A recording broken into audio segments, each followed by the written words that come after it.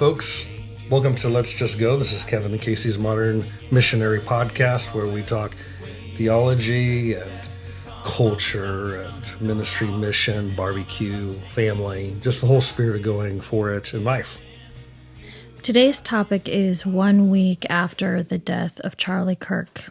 Conversations and reflections that are in our house right now. We decided that although we risk sounding like we're knowing what's going on and predicting the future and things like that, that's not what we're doing on this podcast. We know it's really soon after everything. But this is almost like a time capsule thing. Is what were we thinking 1 week after this incident, as the world was starting to get turned upside down? Is this, we don't know, is this a 2 week thing? Is it a next, decade type of a thing?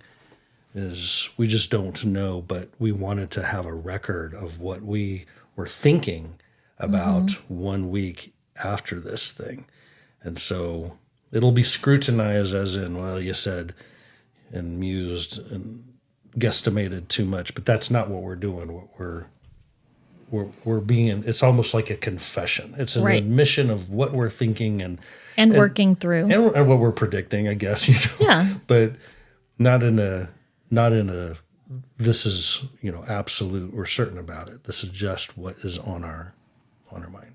I think that one of the reasons why we started a podcast in the first place was to be able to just talk through our life. It's helpful for us. We see moments and periods of time where, we really struggled or worked through something, or we were really blessed. And, it's very therapeutic. We've said this before, to talk about these things and to bring them up. And I think that as much as, I really love recalling stories from the past, there is something to be said about being able to talk about what's going on right now, because it is a very important time. You just feel it, it.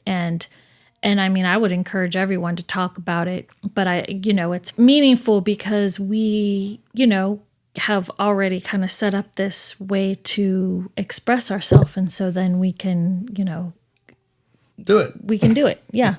And so I think maybe on this podcast, what we're going to end up doing is doing some reflecting, and this is what we see, this is what we observe, but we're also going to go on a couple of tangents of how do we think about God and faith and a proper response in the condition of, ourselves. And because that's been part of our musing is reflecting. What is it that we believe? What do we stand for? Where do we get the basis for those things? Right. And so we're going to talk a little bit about that along the way. I think one of the biggest things that has really struck me is the impact that this has had on younger people, because a lot of younger people know who he is, including our children, high school to college age kids and beyond. I think that this is a demographic of people that, a large part of their presence is online. A large part of their presence is they know a lot, that's going on that maybe we don't see, and they have a sense about this, that it hit them really hard.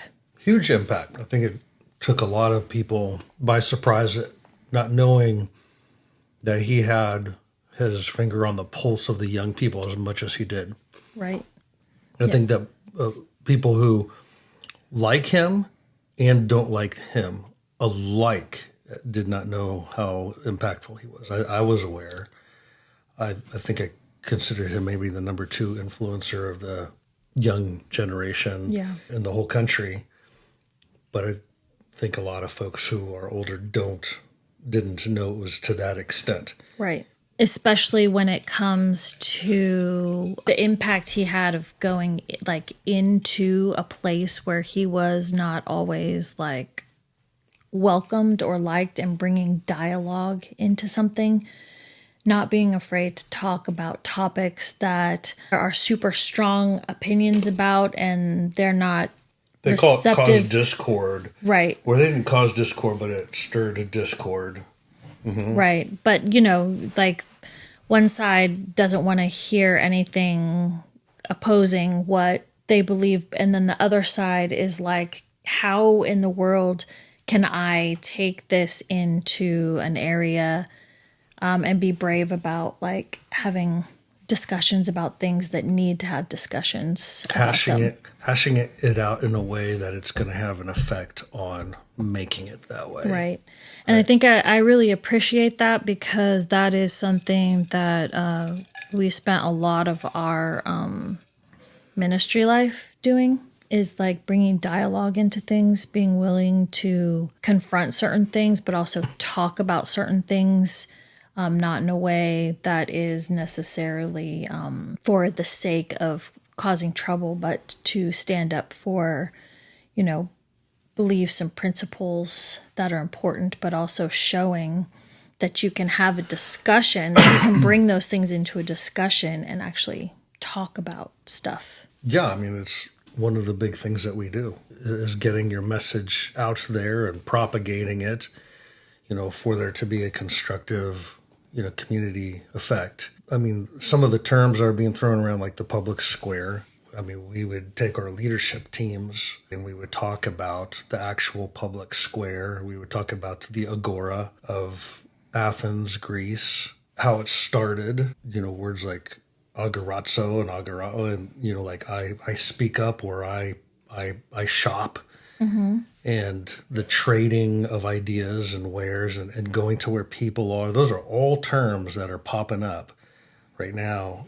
And it's how our kids were raised. I mean, we've got T-shirts that say go to where people are. There's a ministry we have at the campus called the Agora, which is the marketplace. We have a program where we have a dialectic over things. We have a mix of different kinds of people getting together. And there was a lot to talk about this last week, not just over that event and how the rest of the country thinks of it and the world, but there was a lot to talk about. This is all lingo, and this is all a setting that we've built our actual work around also. It's been very relevant to us.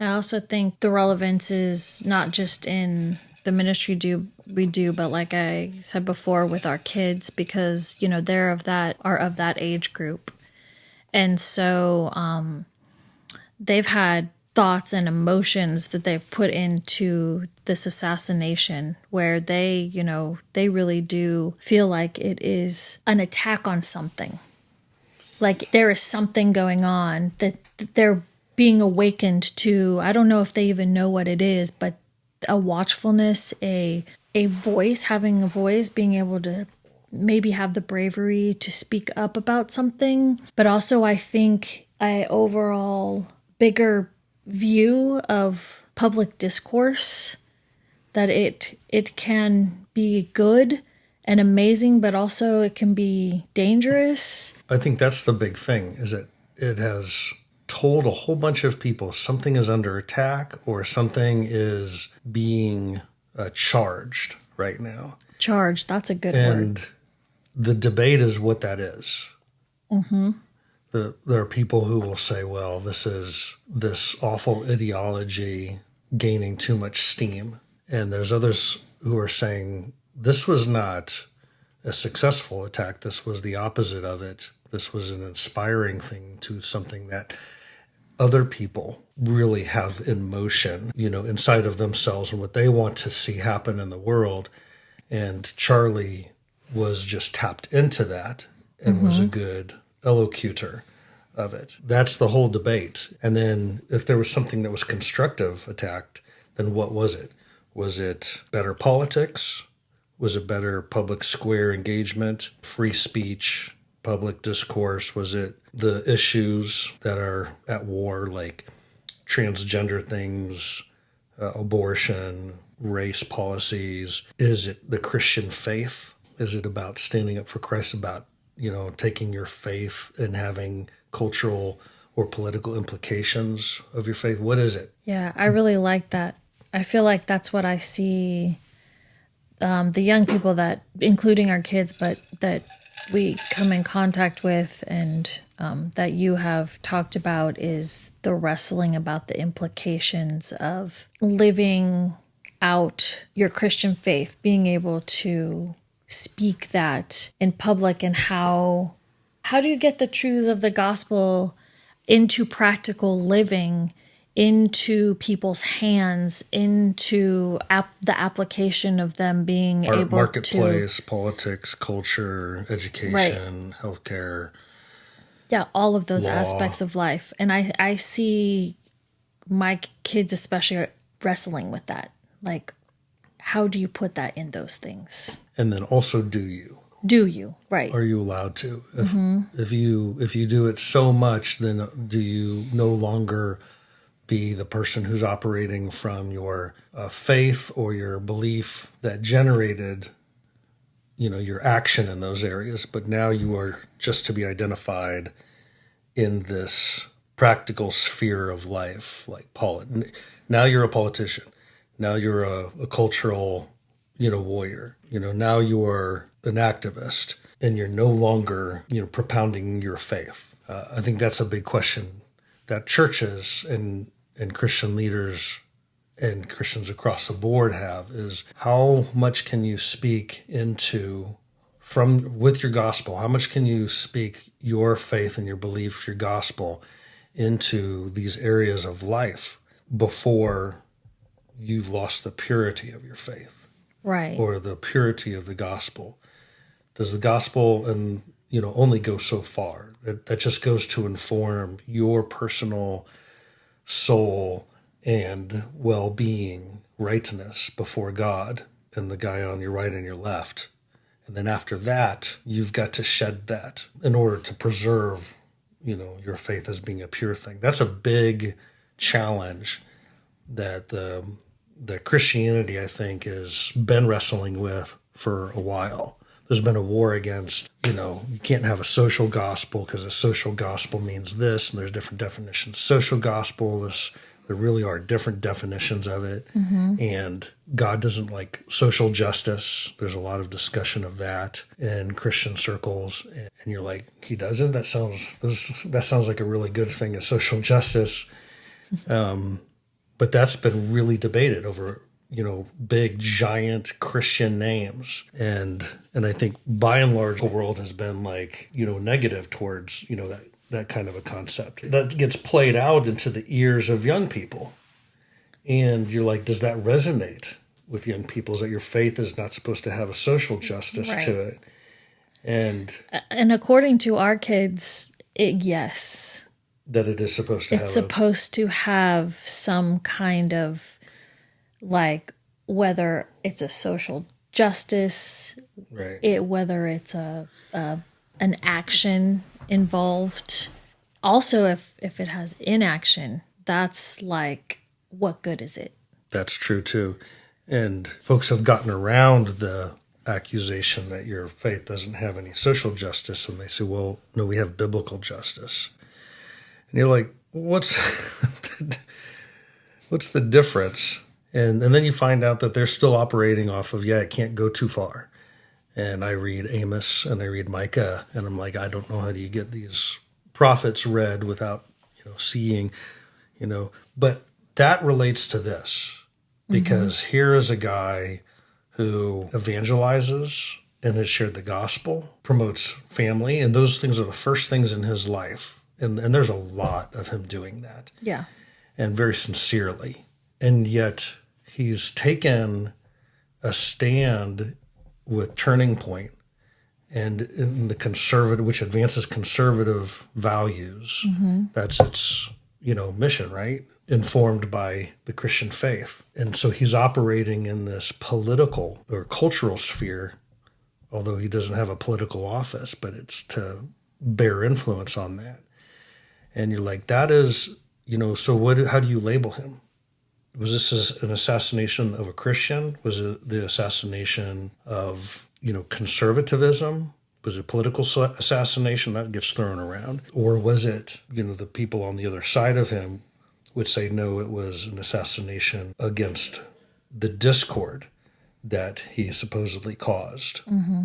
But I mean, a lot of the things that the church has been discussing and debating for a while are really kind of activated into a new heightened realm of discussion and debate right now. Yeah. That's what I see. I see that this was already being stirred, and that's the reaction, is this really energized the conversation that was already, building momentum. Yeah, and it had been for a while. I mean, he'd been going on to college campuses for a long time and just interjecting Christian principles, conservative principles, but also being willing to speak to people, who had differing opinions about him and debating that. I feel like it's kind of interesting because, all of a sudden this happened and it's like something that is, the spotlight has been put on it, but he had been doing that for a long time, exercising his faith and not being afraid to go into hostile areas to bring that message. What I'm thinking about, we have talked a lot about this, but it is the neglect of the church, of the public square. I feel like there has been a long period of time where the church has decided that it's going to kind of create its own areas of speaking into, and it's all homogenous instead of really taking up the mantle of taking Christian principles and bringing them as if they have weight into the public square. It is almost, I feel, kind of disappointed in the church and its ability to come to the table when it comes to expressing ideas. And I know that there are a lot of people who have a lot of really good ideas. There are a lot of people that have really bad ideas, and I'm not trying to say that nobody is like talking in the public square, but I feel like this is kind of a wake-up call to the church. I think to parents. I think, you're watching your kids deal with somebody either they really didn't like or liked, but had probably a strong opinion either way. You're watching your kids deal with this. We're watching, society deal with this. And I feel like there's been a lack of avenues built in order for people to truly speak into the situation. Theologically, there's like a withdrawal, or in some circles though, but I want to say some circles, because I think a lot of the Christian church is very involved in the public square, and that they're kind of going against the grain of a lot of the church that you're describing. I think there's a lot of churches that don't know how to be involved in the public square, but there are a lot of people in that church that do outreach, if just barely outside of their own church, but they have it in them.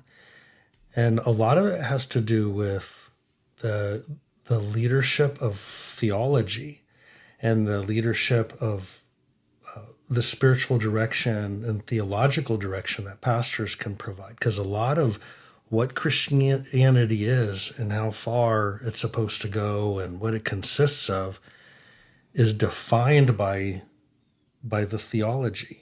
What is the Christian faith? Yeah. And at some point you feel like, at some point you have organizations like Turning Point USA, or let's not even use them.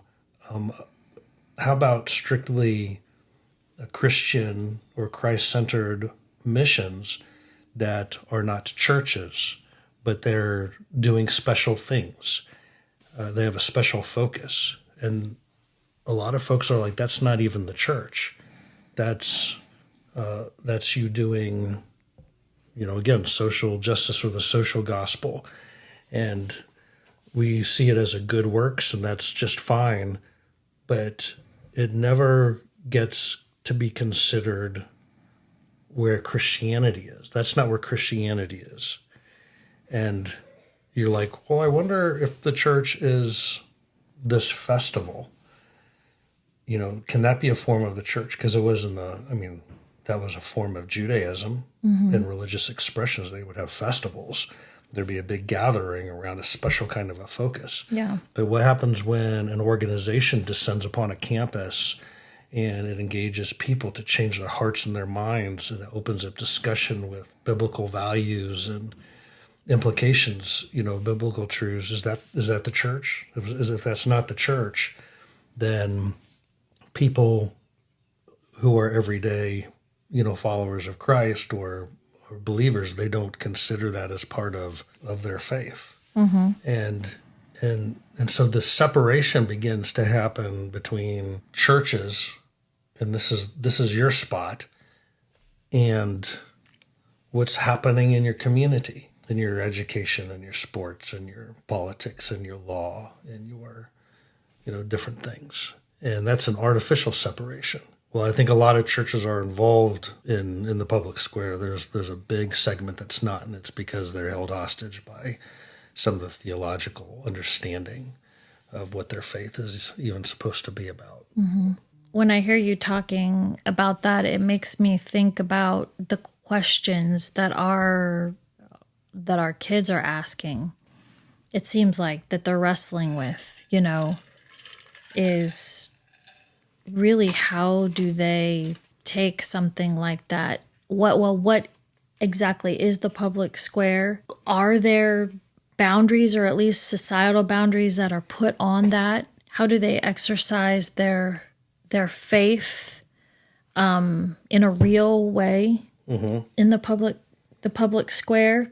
I mean, I think it's not just like thinking in their head, practically. I actually think that they are wondering and thinking and trying to figure out what is the work what I'm supposed to do. Literally looks like. What is the work I'm supposed to do? Yeah. Yeah, and I can see where people might, they say, Jesus said that you're always going to have the poor, and you're not going to finish going through all the cities, before the Son of Man comes. If you've got a goal to make peace on earth in our day and to fix all the societal problems, that's at least one step off of having your eye on the kingdom of God, which is, among you. It's in your heart. It's in your mind. It's between your relationships. It's in your falling into obedience and, being cleaned up in your life, for you to have a mighty clean conscience and operate from that. That's the kingdom of heaven. And so isn't this one step outside of all of that you can't ultimately fix, but you can ultimately advance the kingdom of heaven, necessarily, until it can grow and grow and never decrease. It can just keep expanding.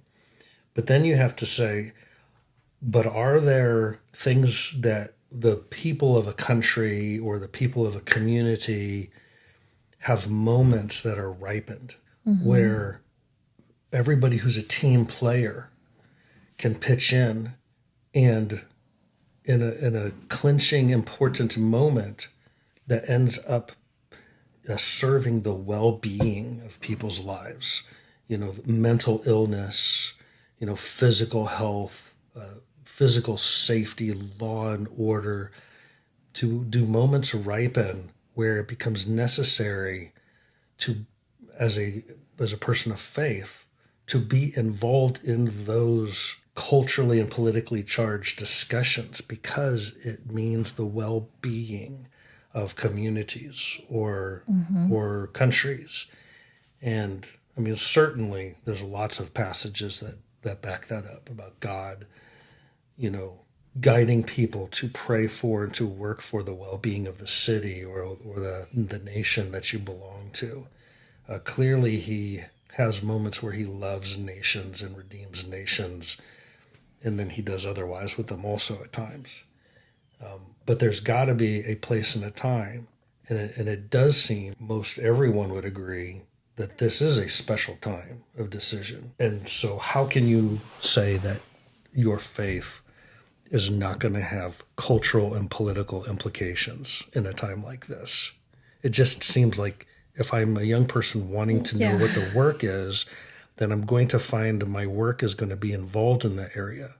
And so now you have the theological powerhouses in the churches who are telling you what is inside and outside of your kingdom work. And I think that what guides that question is that there's discord, because people who are constructive are not looking to create discord, but they still know that discord does not cancel it. Yeah, the discord also is something that you have to navigate, I feel like, because as you work through this, you have to really weigh the fact that ideas they can create discord, they can create conflict, but hopefully, not for discord and conflict's sake.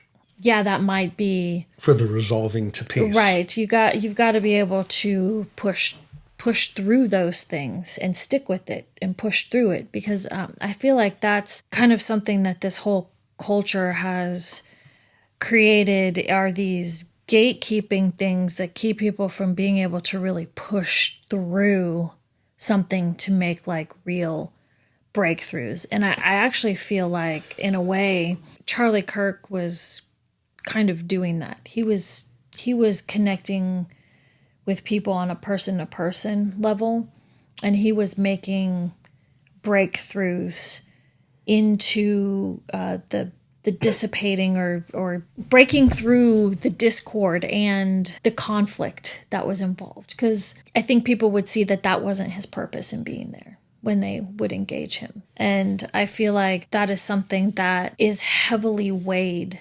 because there's a price you pay and a cost. And I think I don't necessarily feel that. Like, I feel personally, the age that I am, I feel like, I can have an opinion. I don't really care what people, I do care what people say or think of me, but not, my opinions. I can push through that. I can be like, that's, I don't really care what you say about me or whatever. But I feel like our kids live in a different time where, the appearance is that you can say something and it can just be amplified in the wrong way. So I feel like there's always kind of this hesitancy maybe to bust through that and see what's on the other side of it. Disagreeing with somebody, stick with it, not for argument's sake, but because you are actually communicating with another human being who does have ideas. So what kind of discussions did you have at the Agora concerning, all that's been going on? The Agora, as in the college and career age group at Dalton. So before the Charlie Kirk assassination, our discussion, it's about an hour and a half discussion. We've been going through a series of Jesus's people building talks. And there are 5 big people building talks in the book of Matthew, so we've been going through that. And the study we had a couple days before was out of Matthew chapter 10. We titled it, How to Be on His Mission.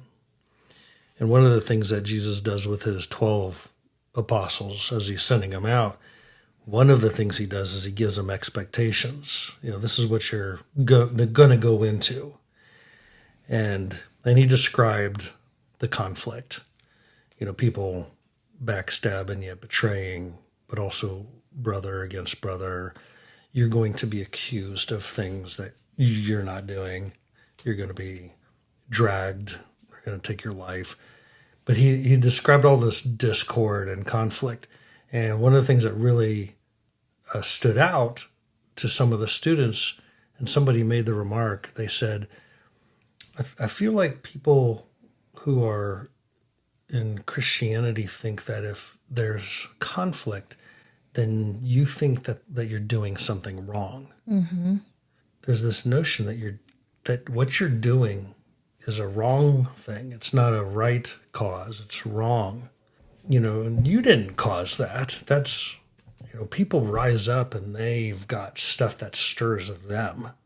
And then they accuse some other person of having done it. You're this, you're this, you're this. when actually they are.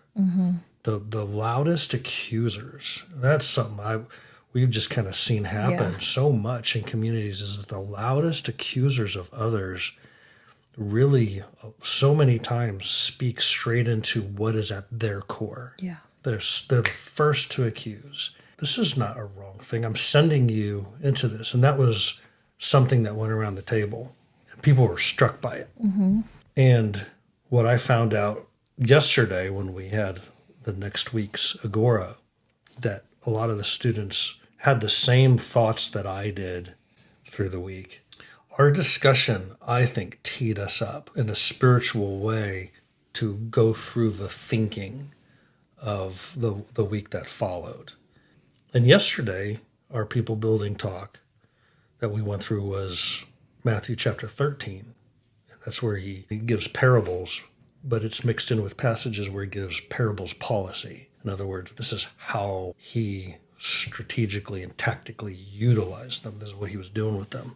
And the topic was how to talk to the kingdom, how to talk to people's kingdom inside them, and really how do you talk to the heart and minds of people when they don't have the capacities to listen to what you're saying. And when you do say something, they completely twisted it the other way. And the reason is because they have animosity in them. And that's what happens. You are hearing the words and you are unable to completely hear or put up with an imperfect way of saying something. Where those who want and they desire to be on the line of life and constructivity, they're going to hear what you're saying.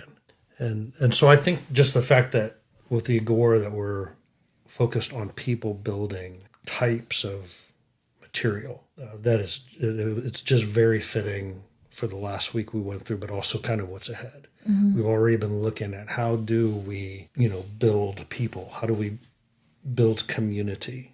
Faith community, but also the beloved community.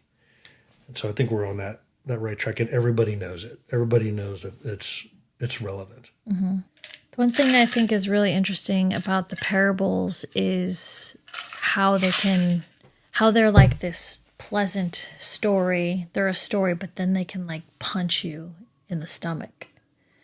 And you're like, oh my gosh. And there have been some times where I've read different things where I'll read it, like 4 or 5 times and it doesn't affect me. And then you read it again and it is like a punch in the stomach. And you're like, oh my gosh, it's either convicting or, you kind of unravel a bit of the mystery that's in it. Because I feel like parables have layers and layers and layers and layers. What intel are you picking up from what's going on out there, but also your kids? Because I think that they've got some intuition. Yeah. After going to church on Sunday, there was a discussion about churches that spoke about it and didn't. I think that there was a disgust to think that a church would not at least bring it up, not necessarily to be on a side of it, but because it was such a significant thing that happened, especially culturally, that a church would not at least acknowledge the happening of it. Whether it's a conservative church or a liberal church, I think that there was actually a kind of a disgust with them if there would be a church that would not talk about it. And I found that really interesting, that they want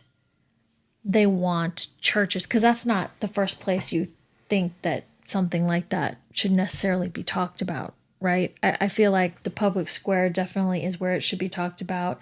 I think people have kind of maybe a discomfort in, the political realm reaching into the religious realm or the church realm, but they were pretty solid on the fact that they really looked down on the fact that a church would not talk about this.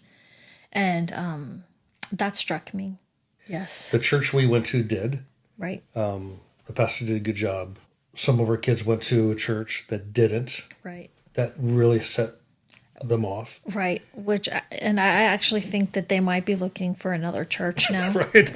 Well, and so, but that's not just our personal experience. I'm watching these news reports come in that was people's experience everywhere. Is that churches, people are going to leave their church now. They're like, yeah, we're done with that church. Why would they not say things that are real? I mean, I was praying for pastors in our area that they would have the guts, to bring this thing up and start addressing it beforehand. So that was me personally. We saw it in our kids. Went to, out of the campus, the young adults, they brought it up on their own. I didn't raise it. They brought it up. Some of them were disgusted. They're like really conflicted now about my church. That was just out of their mouth. And then yesterday, that was really raised. That was like one of the first things as they came into the doors. Are we going to be allowed to talk about it here? And you could tell we had a couple professors that were there too. And they were kind of giving the advance nod, like the answer to come out of your mouth is going to be yes. And so I could tell that this is a real thing. Is very important. Will the churches, speak into it? Right. They have to. I got that from all directions, is they have to. And it was a righteous anger, that folks had. They weren't like seething. They were like, why would you ever be irrelevant and not speak into this? Is no one looking for spiritual direction to be able to give out? That's the relevance question is a big deal. I think that, at least our daughters, they want to be part of a church that is relevant. That can speak into things. And really, they're not going to necessarily waste their time on something that isn't. Another thing is, I've seen a reassessment of the things that are valuable to them, in whether it's what they do, what they're going to spend their time on. I don't know why, but it seems like this has kind of caused like a reassessment, not just of the church they go to, but of the value, the realness, the validity of certain things in their own lives, their spiritual lives. Already. Week, yeah. Question is, with everybody charged in some sort of a way, who is caught the right, who is a part of the right kind of thinking and the right kind of thing? What is God's, plan really, in all of this? I mean, he has a hand, but I don't think that I think there's a lot of stuff that people are going to commit themselves to, that they're already committed to. They're just now more committed. They're going to become more of themselves. Are we grounded in the right thing? There's that parable of the sower. We talked about it yesterday, in the Agora. There's the parable of the sower, and there's this seed, the seed of truth, a seed of life, and it's scattered. It's the same seed. And it's scattered on all this different kinds of terrain. And Pastor David Thomas, pointed out, he said the variable in the story is the soil. That's the variable. Same seed. It's all good seed.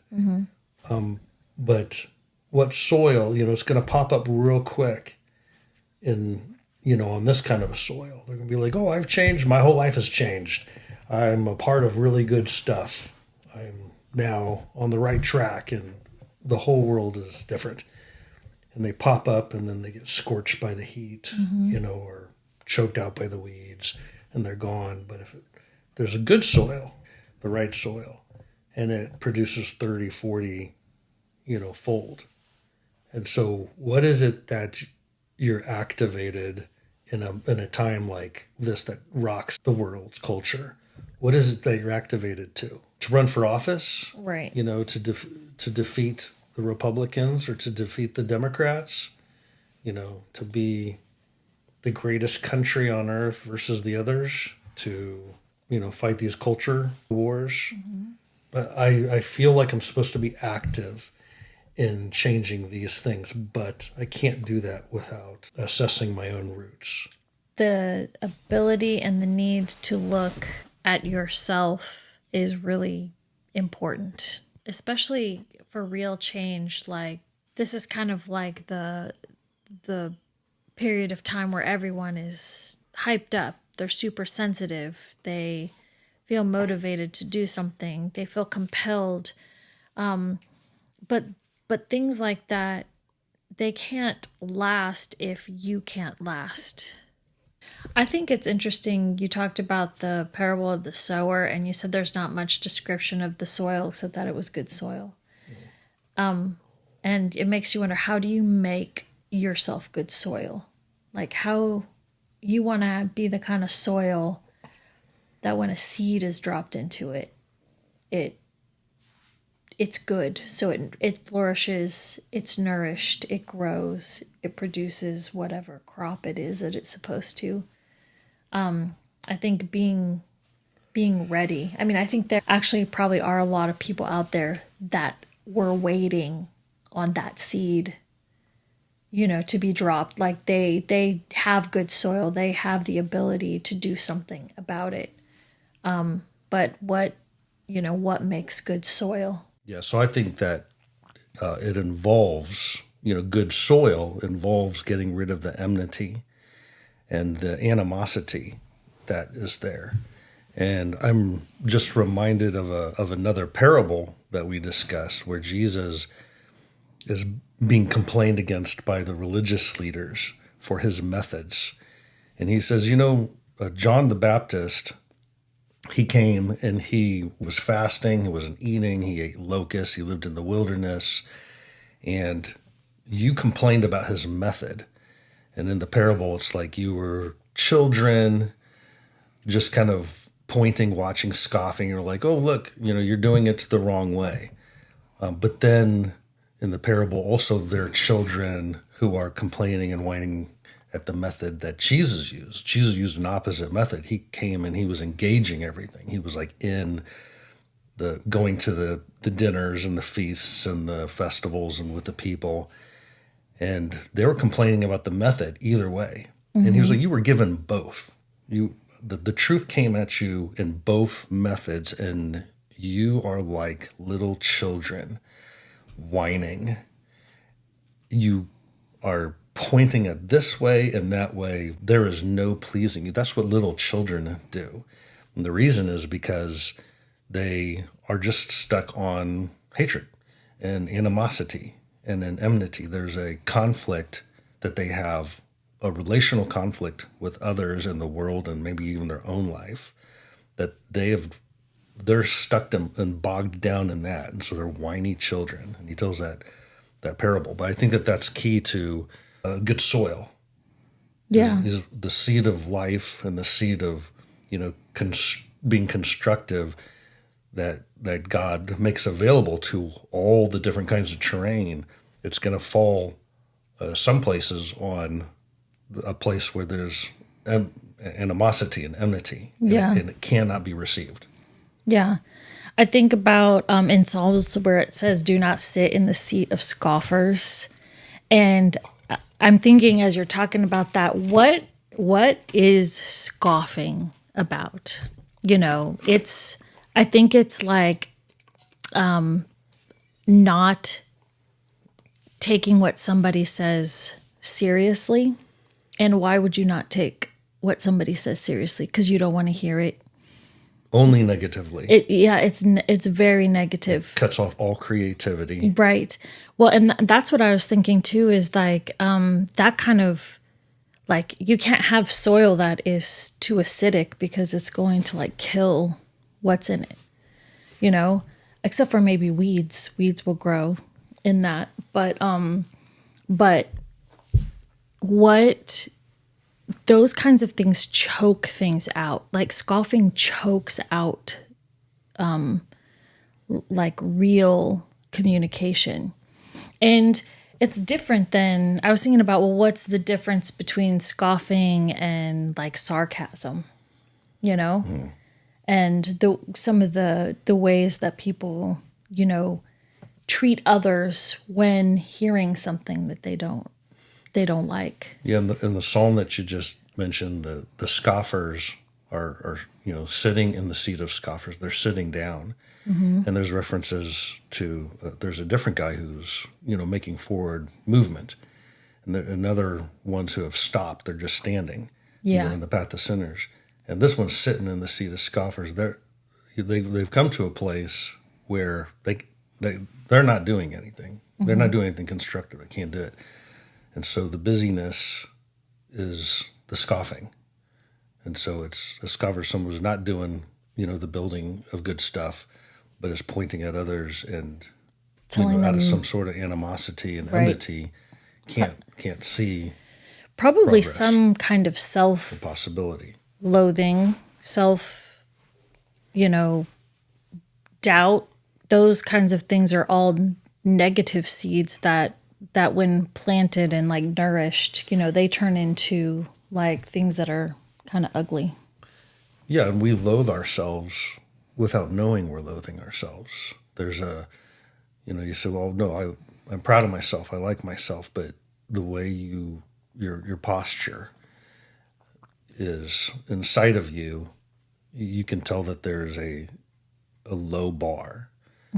And a lot of times we're loathing ourselves because of our present, our soul is, you can tell your soul is loathing, itself. The parable that you use is interesting because, whatever method you have, whether it's John the Baptist method or Jesus's method, there's always going to be people who Yeah, you have to be able complain. You have to be able to function with both. You have to be able to listen to this way, and you have to also be able to listen to that way. You can have your preference, but a lot of people Right. are like, no, you got to do it this way. Yeah. And you're like, well, that's weird. You're limited. You're severely limited. You can't hear things except, a certain way. Something that you asked earlier was, or mentioned was, Self-reflection.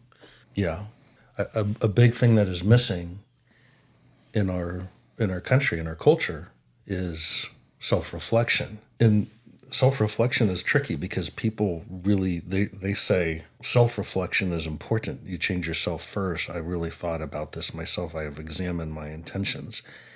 And the thing about intentions is you can't examine your intentions.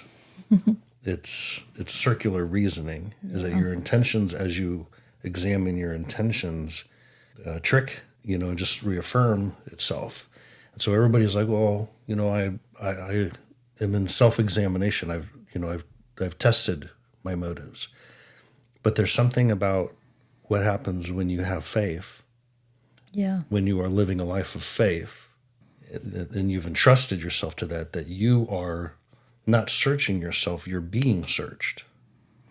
Right. You're being searched by God, and then He is communicating with you. And so if you are somebody who genuinely has real kind of faith that Jesus taught, the scriptures teach, there is a self-examination because God is searching you and showing you what is to be self-examined, and your response is about repentance.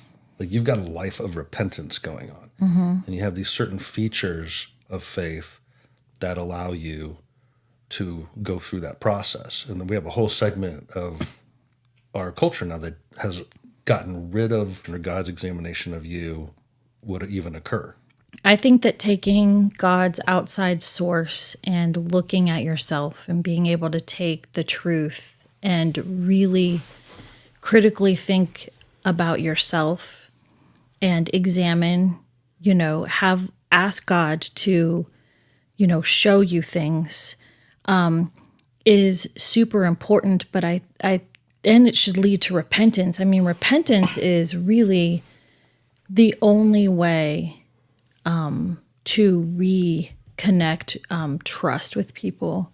And I really think that the only way that you can do that is if you have any kind of knowledge or inkling of God whatsoever. But, we live in a culture now where there are people who have grown up and never even really like considered God, considered his ways, don't know, are just blind to this whole other way of life. The practice of faith and self-examination, there are forums for that.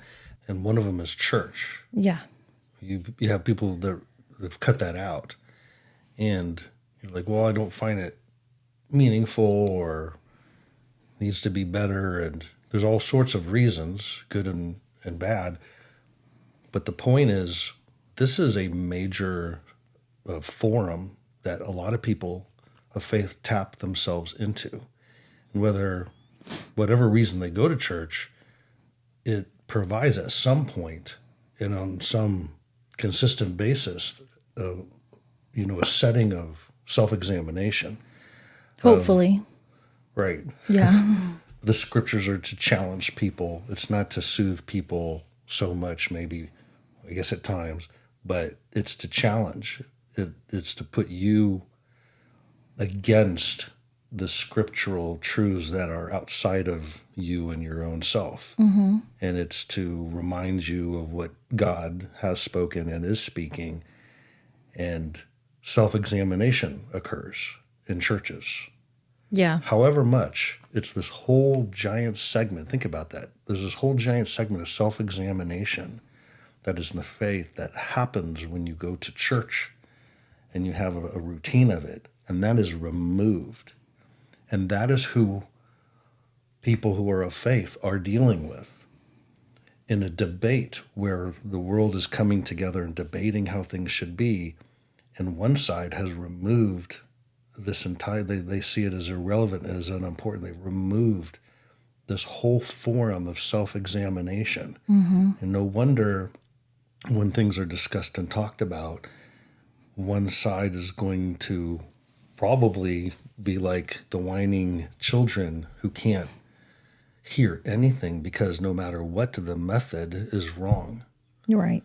Well, along with church comes, one of the 10 Commandments. So I feel like it's probably really important is about the Sabbath and keeping it holy.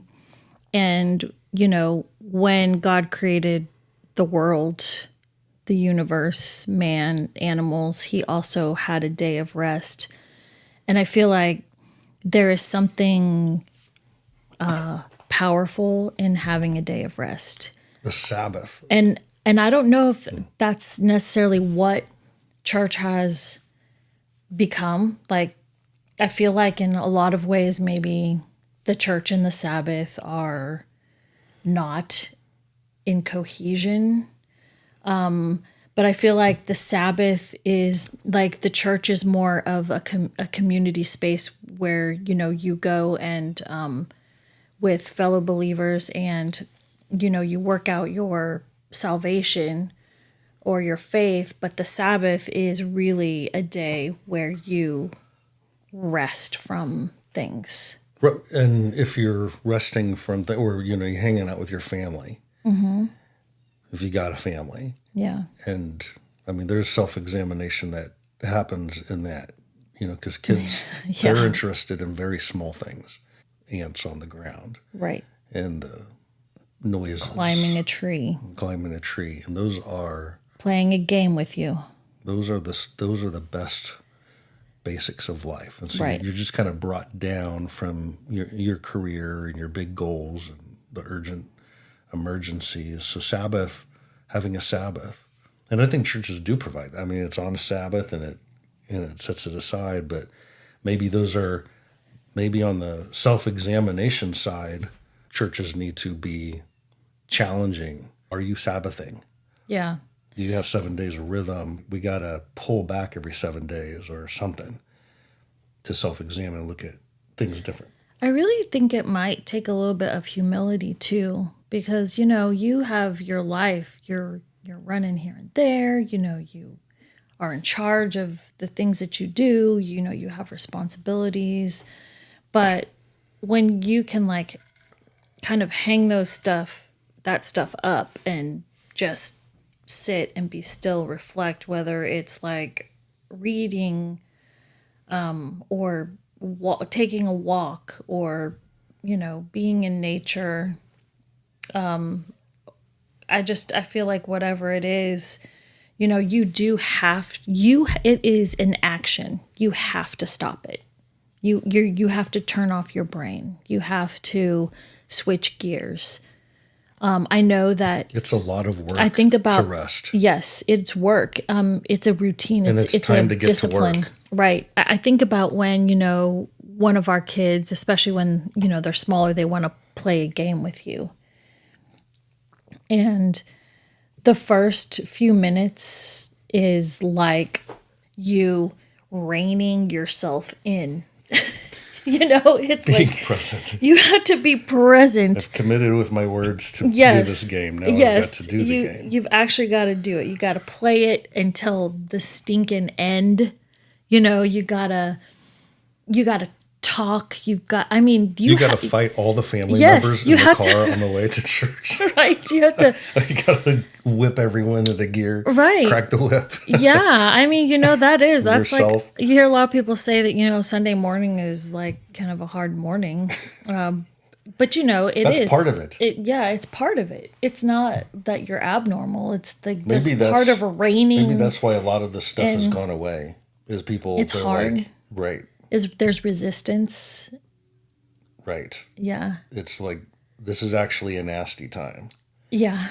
And you're like, well, that's part of it, is getting through that. Right. You got to push through it. You got to push through it. But so that's interesting. We're talking about this, the importance of us attaching, everybody being charged to something, called to something. I want to do something. I'm supposed to be part of something. Because the seed has dropped. Mm-hmm. This activating seed has dropped.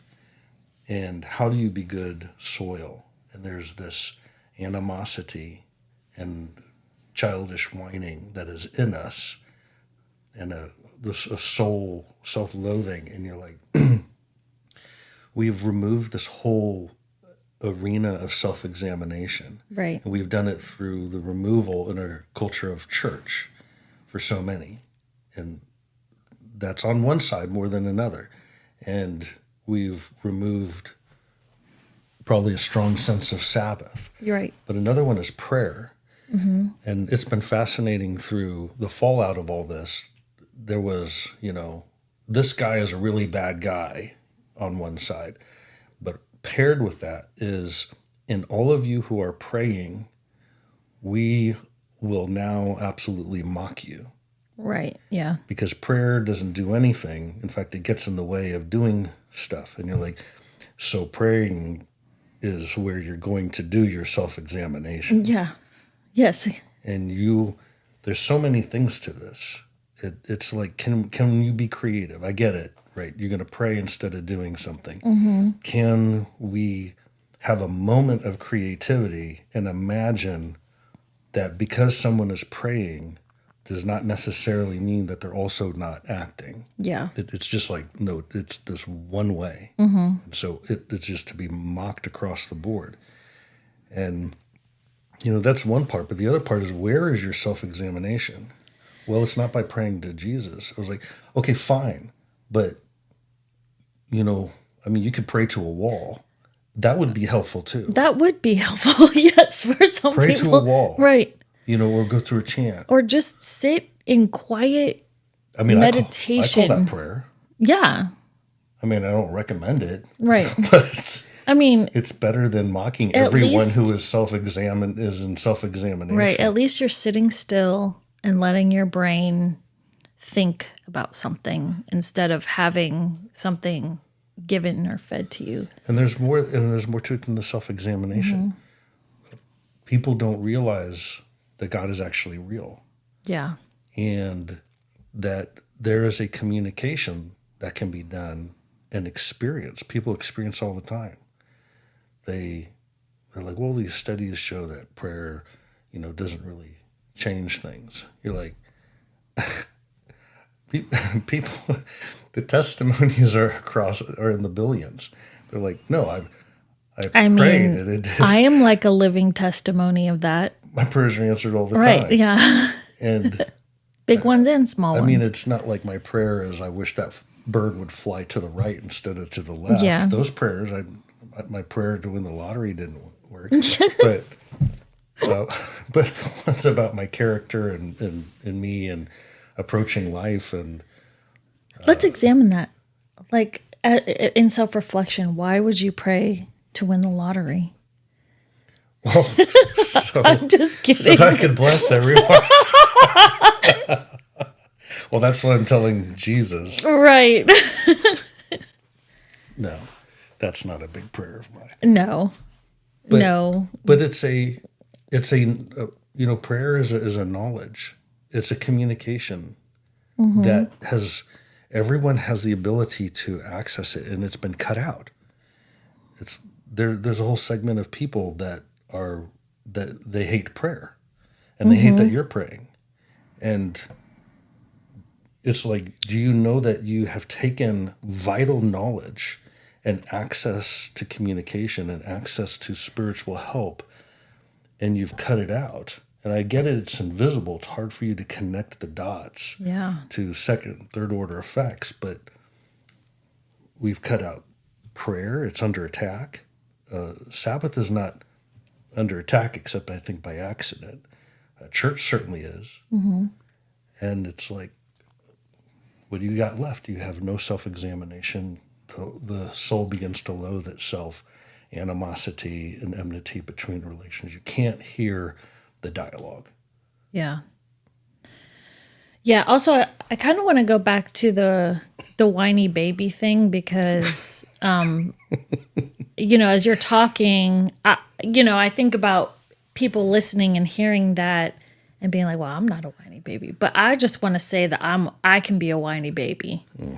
I mean, when I hear that, I look at myself and I just think that, we should all be able to look at ourselves together and be like, I don't want to be like that anymore. And I know that when I am meditative, when I pray, when I read the Bible, I don't know what it is. It's like magic. It's like soothing. It works out stuff, by just being in my brain and being in my mind. Like if that's all I had, it would be enough. The self-reflection is not for yourself. It's actually for you. It's got second, third order effects. And it also affects your ability and the way that you interact with other people. When you can truly look at something, truly examine it. Which is what's needed right now for the environment. Yes. Yeah. Yeah. We've talked so much about it. I feel like I got to read, this actual little parable that Jesus goes. And he's scolding everybody's response to his good things he's doing. And he says, for John the Baptist came neither eating nor drinking. And they say, well, he has a demon. That's the method. That's a weird method. He has a demon. Like That's extreme. They literally demonize him. Right. Demonize. Hey, this guy's I wonder if that's where drinking. where that phrase comes from. Why is he fasting? Well, because he has a demon. Right. But then the Son of Man came eating and drinking, and they say, behold, he's a gluttonous man and a drunkard. And you're like, that's extreme. A friend of tax collectors, sinners. And he says, but what shall I compare this generation? It is like children sitting in the marketplace, the agora, who call out to the other children and say, oh, we played the flute for you, and you did not dance. Offense. Like a positive. Yeah. We had a nice, but then we sang a dirge, and you did not mourn. And then he repeats that. He says, yet wisdom is vindicated by her deeds. Whoa. So now you're looking at who's making something. Yeah. Who's producing. Yeah. That's the side that you ought to consider. But this made me think, And so what's your sense? What is it that you think lies ahead as far as action or involvement? I don't know if I really know the answer to that, but I do think they are seeing college campuses be lit on fire. They see social media spaces, which is also a form of public square, where things are said and then there's immediate reaction. They see at church there is just a neglect of talking about something that is significantly impactful. Not necessarily college campuses, but at schools. There's tragedy that is happening that they either see or, there's like school violence, school shootings. I think they really desire to have, well, I want to say freedom, a place where they can, express them, like decency. I think I don't think it's the fact that people have differing opinions about things, but there is an amount of dialogue and stuff that they want to see that is the humanity in it is acknowledged. I think it's distressing. I think they're seeing their landscape of spaces just be threatened. But I don't really know what the answer is to do about that. I don't know if they know the answer of what they're supposed to specifically be doing about that. I think they're activated to it. I think it is now, at least for right now, it's like front and center. I feel like I'm kind of sitting back and watching it happen as it unfolds. I mean, at some point you're like, okay, what's actual work to be done? I think that a lot of the answer is that people just want the environment to be better. Mm-hmm. They want there to be classical values that have been identified that make a society good and that, enable people to be the figure outers of how things, should move towards life and fruitfulness with one another and all the differences. I was in a discussion with one young adult, and I was saying that I think that Charlie Kirk knew how to properly take his Christian faith and apply them to his conservative principles, conservative values that he has. Mm-hmm. And that it was important to have conservative values in the conversation that exists between conservative values and principles and classical liberal values and principles. I think that both of those are important. Mm-hmm. I'm not a conservatism is the right answer. I believe that is a force of principles to be brought into a conversation with a force of liberal principles. When you look at a list of liberal values and principles, you look at that list, you're just like, what is classic liberalism? And you look at that list and you're like, oh, well, I'm for that. That's what I am. Yeah. Because they're good. And when you look at conservative principles and values, then you look at it and you're like, oh, well, those are important. And you're like, well, how can they both be important? I thought they were opposite. They've been made to be opposite. Mm-hmm. And there's a dialectic in which people are slanted one or the other, and they figure out how to live together and build a community through the negotiation of that, figuring it out, but also a debate, even a voting against each other on that. But it creates an environment. But there's been blockades that have been thrown into that interaction where you're not allowed to bring your this or that. Yeah. Or you can, but it's got to be over there. It's a new form of segregation. And it blocks people with enmity and hatred and demonization and all that. And I think that is what is the work. There's certain blockades that have been put up, and people want to identify those blockades and remove them. I don't know the answers or what is the work that is to be done. I think that the young people have an instinct for it. I think that the answer lies with them. And so what are we supposed to do because that's important too.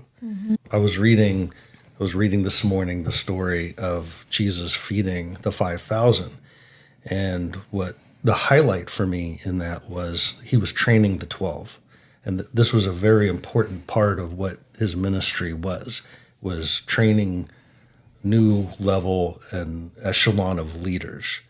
And to me, that is especially what we're supposed to be about, us being older and mentors of things. I think a lot of the work is in the intuition of the young people of what ought to be done. And I can't even describe or predict what it is, but I think they already know based off of what they want to do in life. That's where it exists. And so our role is empowering and getting them to be these doers, for them to be the distributors of what the masses need to eat, what they will feed on. And so I'm reading the story of the 5,000, and what really stood out to me was Jesus pushing these 12 to be the new workers. And there was a crowd that was hungry. They were listening to Jesus, and they needed to now eat food. And the 12 who are on his program, they come to him and they're like, hey, you got this program going on, but now they need to eat, and we don't have an eating program. And so send them away because it's time to go do the eating program. And Jesus says, no, you feed them. And they're like, well, we don't have anything. And that's not our program. But he makes it there. He says, no, this actually is your program. You've got something to give, and it's time for you to step up. And so he's really pushing them into a situation. He could have just fed the 5,000, but he says, you give them something. And then they do some sort of research, and they're like, well, we got a couple fish, and we got a couple loaves. And he goes, and that's what we're going to work with. Yeah. And he blesses it, and then he gives it to them, says, give it to the crowds. And somewhere in between Jesus blessing it and making it their problem to start doing, and then them doing it, everybody gets fed. There's a miracle that happens in the middle of it.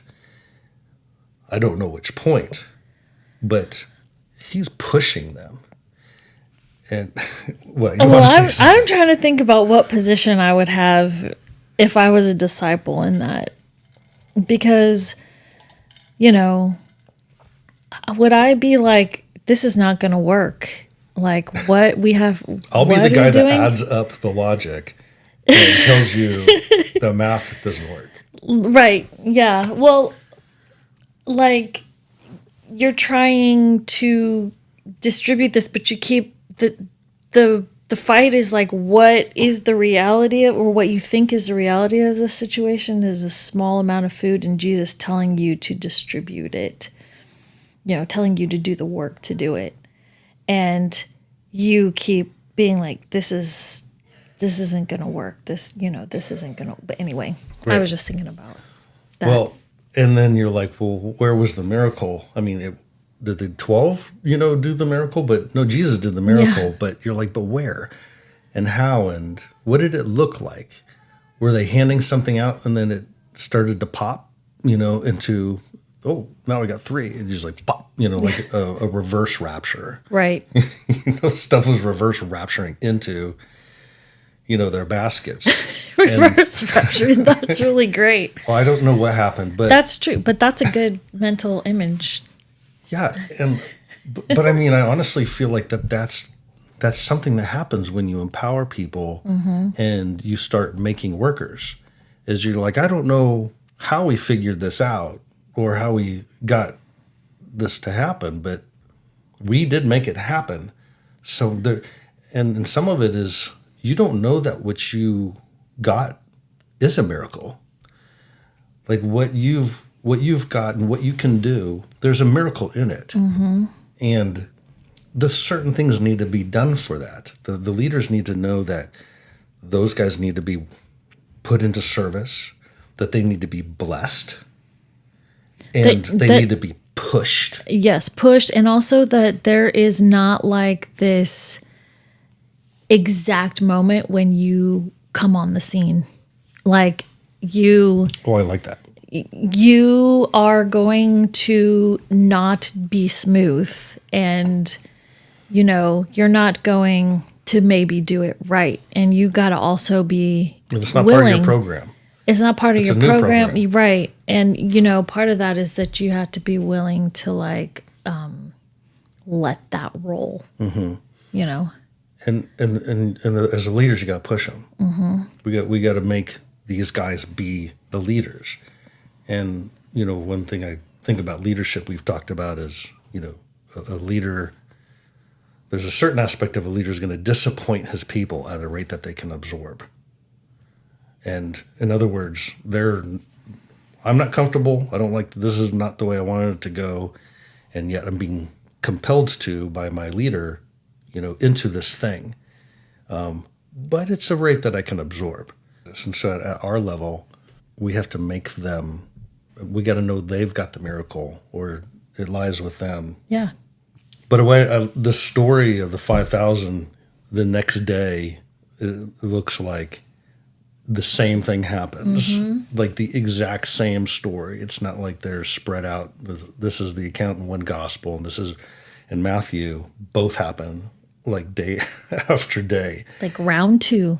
And that's interesting too. Is the next day I was like, no, send them away to eat. We already went through this. You feed them. It didn't work yesterday. We're going to send them away today. Right? You're like, wait, what? And then they do. And all we have are these loaves and these fish. Sound familiar? And a miracle happens, but he's pushing leaders. And this is a big part of his program. Oh, yeah. And he says towards the end, before he leaves them, that they're going to do greater things than what he did. And no, they end up not doing greater things than he did. Their miracles aren't as big and as amazing. And you're like, that turns out miracles don't really change anything. Yeah. We see it over and over again. They don't change anything. They're going to go do work, and they are going to have a much bigger impact that Jesus had. But they do it in his name, so Jesus, he's getting the credit, and he is doing it, but they really are doing work, and he set it up like that. Yeah. Yeah, and I think actually another big thing is rebuilding trust. Because I feel like trust is a huge thing. I mean, it's been severed. You have your insular group that you trust, but when you go out into the public square, even society, even family, I mean, you think about the destruction, the commonality and the destruction of people's relationship is usually it's some kind of a broken trust. Being able to build like true trust with people is like greatly missing, and I think that's also something that has to be figured out how to do, is to rebuild trust with people. So where are we 1 week later? Well, I think that I'm kind of tired of people listening to people talk about it and over assess. I feel like, there's the initial shock of it all, the constant like voices, whether it's media, news, things like that. There's kind of like the ebb and flow of the natural effects of, a tragedy that happens. And yet everyone is talking about it. Everyone has an opinion about it. Everyone is trying to, like, people are really trying to figure it out. And I think that has now been established. And now maybe the working out how that happens. I feel like really, his funeral's on Sunday. I feel like after that, once the grace period is over, that it might turn into something else. Certain narratives starting to develop in the news about things And it's just kind of like, okay, where is this? I mean, I really feel like I'm like an observer. Well, you said something interesting there that you're watching the narratives being formed. That might be a good thing to camp out just for a second, is what are the narratives that 1 week into all this we're seeing being formed? Well, one of the narratives is this attack on like freedom of speech. I mean, how do you censor freedom of speech so you can protect freedom of speech? That's what I feel like is being laid out, before my eyes. We're not censoring, we're protecting. Right. Yeah, and you're like, well, I mean, for a greater good. Yes, and you got to be careful with that. All these higher, greater goods, they just like all these higher, greater goods on freedom. Yeah. So I think that is like being worked out. There's lots of accusation. There's lots of, well, this is for the greater good. I'm protecting this. I'm protecting this. All the while, there is a development of people who are celebrating in the death and the assassination of somebody. And, how do companies have the right to fire people for that. They have a atmosphere, a culture that they want to promote, I mean, it's private. Nobody owns that. So, they can do that. I think a narrative is pegging who is the enemy. What is the right term, and who are we, or who am I? Like the fascist and the Nazi thrown in. And I actually don't think that those are expected to stick. I think that those are part of a negotiation. It's like you come to the table and you're like, I'm going to say some really crazy, I'm going to throw down a really wild number. I know it's not going to be accepted, but it's going to acclimate you to another high. Right. Extreme. It ratchets the conversation. Right. It's like a little fit bomb. We'll bring it down. Yeah, it's like a little baby fit that you throw. Right. We're fighting Christian nationalism. Right. Yeah, and you're like, oh, that sounds a lot better. Yeah. Well, that's not. Yeah, because we're not for Christian and we're not for nationalism. And when you combine them, oh my gosh, that's like. And I'm for Christian, and I'm for a form of nationalism, but Christian nationalism is something, that's a narrative. Yeah. I went to a memorial with my daughters, and it was put on by, the opposite side of the ones we just mentioned, by the local Republican group, and we didn't go for that. There were people that were like, we want there to be a memorial. I got to do something to honor, remember life, and or even just a life that was taken. And so we went to this thing, and there was narratives being made there, and the event was peaceful. It was good. There were 700 people or so. There was camaraderie, a very gentle, loving one. It was a good event in many ways. But I could tell by the leaders who were put up front, and they were a combination of Christian preachers from the area and conservative politicians in the area. Their descriptions of things were theologically off. Including the Christian ministers. They did not understand the distinction between the kingdom of God and, the well-being of your nation.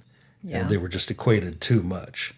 And so if the other side of the aisle is against this, then they're also against, Jesus. And that was a narrative I was listening to, and they were playing on the people to hear them. They were saying over and over again. And, like I said, it was, there was good measure to it and everything like that, but I could just tell the idea was wrong. And that was part of the narrative also. And that's where the that's a big part of what the church, I think, its responsibility is going to be in on all this. Yeah. Is to clarify, theologically clarify. And I think that theologically clarifying is something that has been abandoned. It's been used in order to say this is why we're not to that church and that church and that's why we're this denomination. This is the way, but it's not been used to make people smarter and to understand, what is what. Right. And right now there's this thing of narratives being posited, and both sides are going to have to. Well, and I think that that's a huge, I think I mentioned before about the neglect of the public square. I mean, the one thing about that is that you go into it and then you have these ideas and you're like, blah, blah, blah, this. And you're like, ooh, that's not quite right. Like that doesn't fly in the public square. It doesn't hold up under scrutiny if someone asks you questions. And that is a discipline, and it helps you hone your ideas. It helps you know how to talk to the generations. It helps you know. And when you pull yourself away from that, all you're doing is talking in an echo chamber, and you have not ever tested the ideas out in the public. And you have to be able to do that. I mean, that's coming. I mean, it's already here.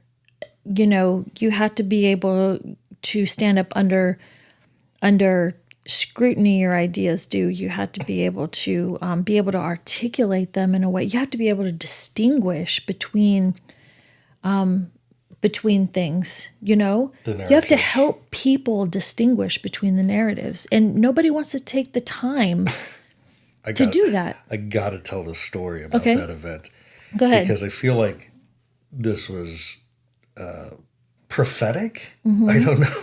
It was a parable. It was parabolic, but there were, like I said, about 700 people there, and there were all these candles. Everybody had candles. And so it was, getting dark, and there was obviously a moment like, on Christmas Eve, candlelight service, where everyone's going to light this candle. Everyone's waiting for instructions on when we're going to light this candle. We're going to memorialize the life. And you could tell that's what everybody went there for. Yeah. Except for the leaders up front who were talking, and that, especially towards the end, they kind of went on, and they were really, really mixing up the narrative. And you could see people were restless. And at some point I turned to my daughters, and I said, have you properly gone through your time of memorializing this life that's important to you? And Jordan said, I want to light my candle. And we're like, that is not the program that has been presented to us. It is at some future time when they're going to be in the middle of this kind of confused narrative. And it's not right now. But she said that, and then I just looked at her, and I reached into my pocket, and I pulled out a lighter. I brought a lighter in case, you needed help lighting a candle. No, to smoke a cigar. Oh, okay. But I pulled out my lighter, and she looked at me and was like, is this okay? I was like, we're lighting this candle. This is why we came. Yeah. And so there was this distinction between why we came. Yeah. And there was a participation with a program put on, but there was a point at which we're gonna separate. We're going to do something our different way. Yeah. And so I lit her candle, and then she lights her sister's candles, and we're standing there, crowd 700 people with their empty candles, and waiting for the guy to be like, now we do it. And this lady comes up from behind. She says to Jordan, she goes, can I light my candle too? And she goes, sure. She lights the candle. And Jordan's like looking all around, and I'm like, what is going on in her head? And she looks at me, she goes, I'm going to light some candles. Yeah. Well, she also said there was a group of girls that came up to her, and she was like, take this and go light 5 more candles. Take this and go light 5 more candles. And I am telling you, we lit the whole field on fire. The whole field was filled with the candles lit, And this guy up front is going, blah, blah, blah, blah, blah, blah, Blah, blah, blah, blah. and everyone is just busy memorializing what needs to be memorialized. And I think there's something about that distinguishing, how much you're a part of the program of, this and this, but when do you break off and you do the, this is what we're here for. Here's the purity of it. And it was powerful. Like I don't know who was supposed to get up and supposed to be like, now is the time where and they were cool. What's your job? There's like, a dozen speakers. I get to light the fields, candles on fire. And we just took it away from them. Yeah, you don't know what kind of like ceremony they were going to have in order to light those candles. And that person, we don't know who it was, because after the whole field was lit on fire, it turned over to the girls, said, now are you guys ready to go? And they're like, yeah, we're done here. Yeah. We did what we came for. And so we walked out and the whole field was on fire. And it started with, George's candle. Yeah. Isn't that cool?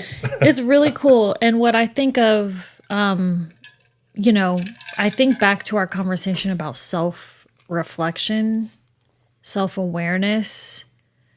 When you have an agenda, you're going to hijack what the real meaning and purpose of something is. And now I'm sure that they said good things, but there was good stuff. Sometimes, you have to be able to step back and assess the situation. Yes. You have to measure it. And, you have to realize that this is affecting maybe not your generation, but a different one in a different way. And that people are there for a specific purpose. And if you can't do that, and I'm not just talking about church, I'm talking about like, all the voices that are saying things, you're going to hijack a situation. You're going to put your own narrative on it. You're not going to be self-aware, self-reflective, and it could kind of blow up in your face. I mean, I think that's one of the things about history is when you're in a pivotal moment, can you see it? Can you be a part of it? You have a clear eye. Yeah, you have a clear eye about it. But really, I feel like I'm an observer and I'm watching like culture happen in front of me, kind of a thing. Yeah. It reminds me a lot of that dream that I had several weeks ago. Just all the relational warfare, the conflict, the different kinds of thinking, the different kinds of insight you could gain from heaven or from wherever else, Mars, and people trying to come onto a scene but being countered while they're trying to come in onto the scene. And then there's this discussion about what people want to be a part of. I had a whole dream about that, and it makes me think about that.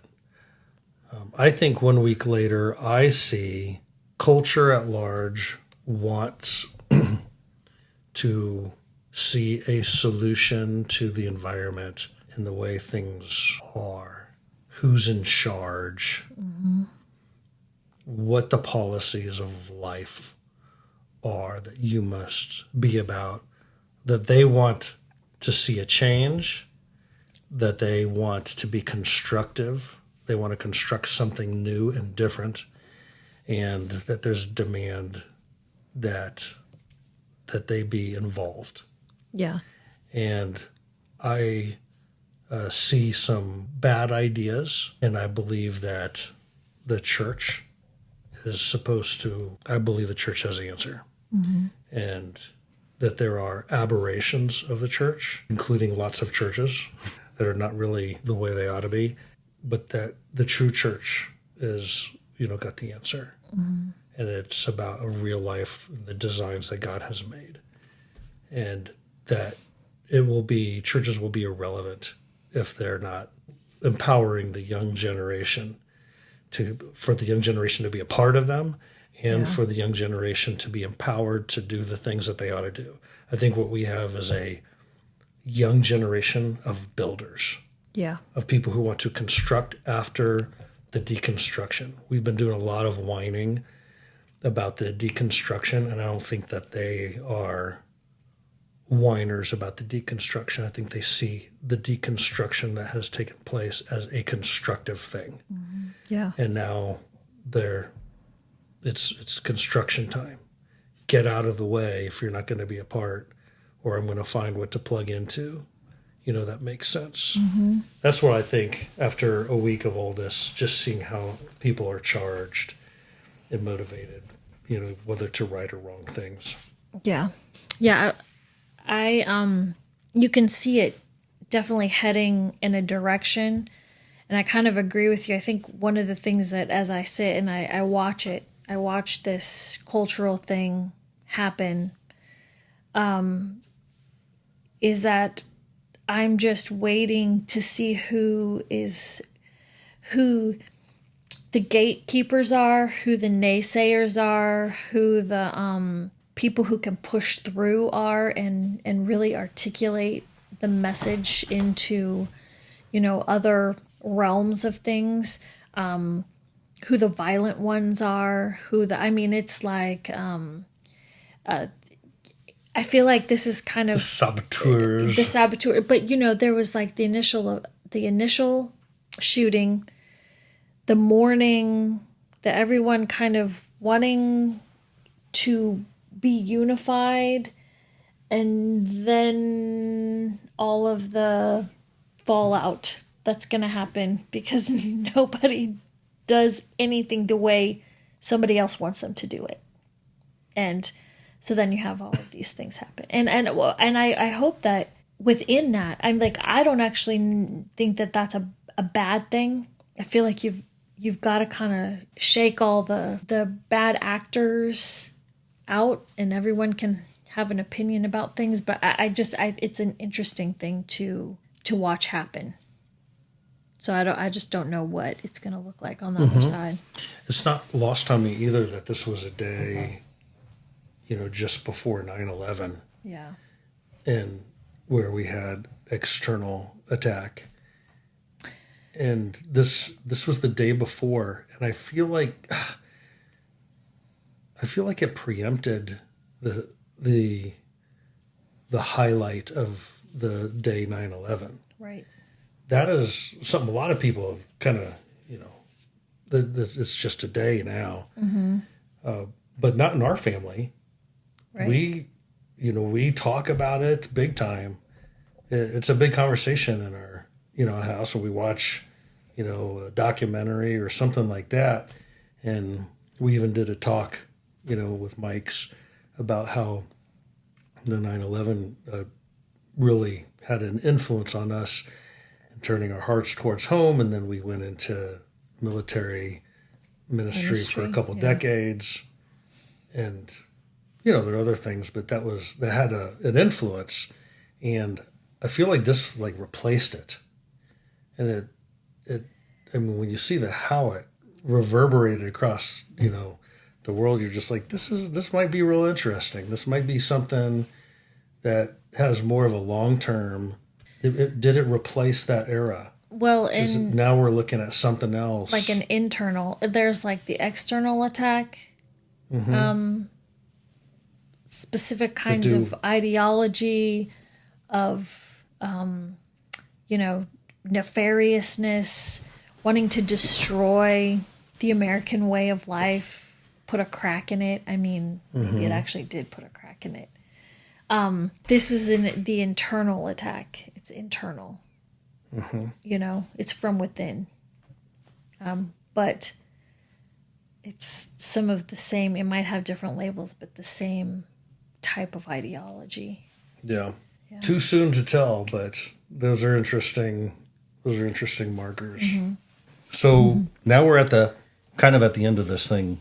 There were a number of things we talked about. How would you say, what are the main, if we had an appendix, right, of these are the things are discussed in this podcast, what are some of the big things that we covered? One of the things I think was about the pivotal moment that the assassination of Charlie Kirk was, and how we saw that play out in real life in our own family, in our own kids, and in the ministry aspect of, of what you do, working with college age students On a and campus. ministers on a campus. Yeah. But also, also just the shockwave that it went worldwide.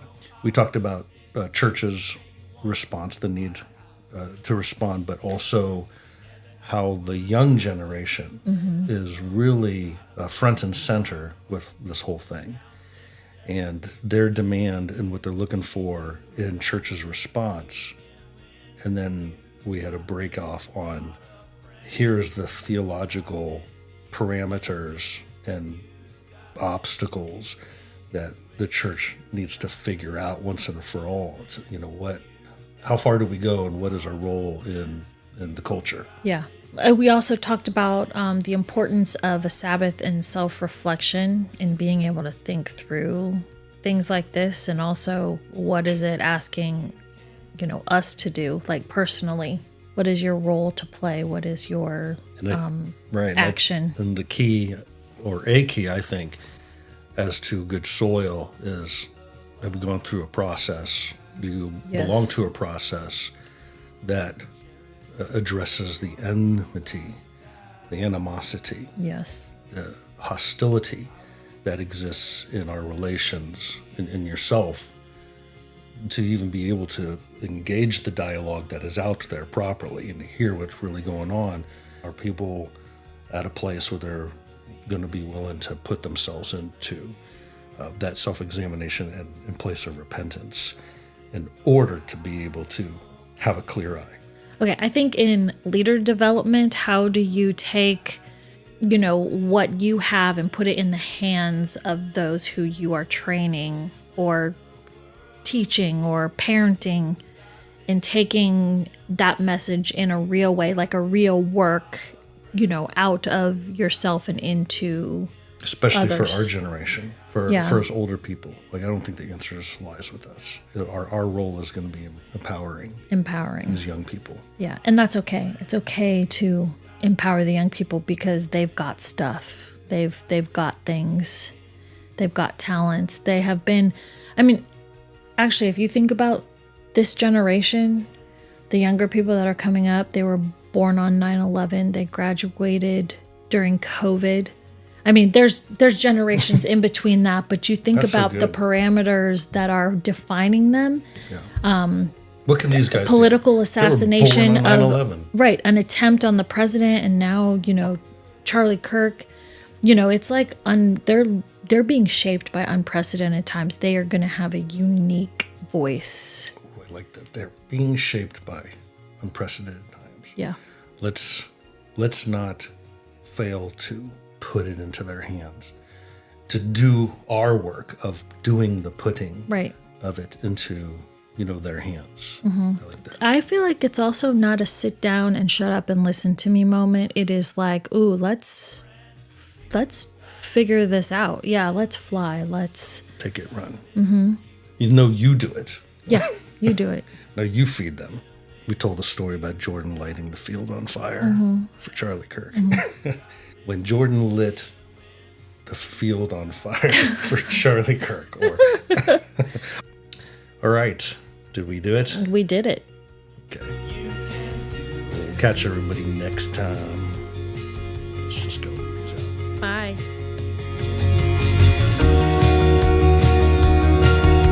Just hold on to the love.